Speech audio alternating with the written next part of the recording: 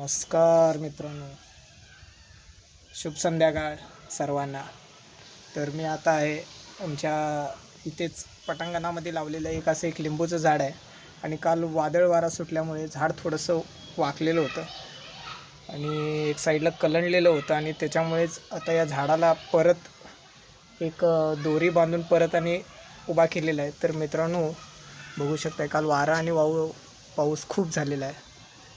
तर या झाडाला असे ना लिंबू लागलेले आहेत. हे बघा, असा हा लिंबूचा गुच्छ आहे इथे आतमध्ये.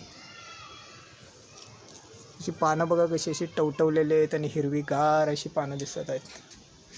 तर कधी तर मी उन्हातून आल्यानंतर या झाडाखाली बसतोय आणि निवांत गारवा मिळतो या झाडाखाली बसल्यानंतर. तर असेच हे इथे पण लिंबू लागलेले आहेत झाडाला.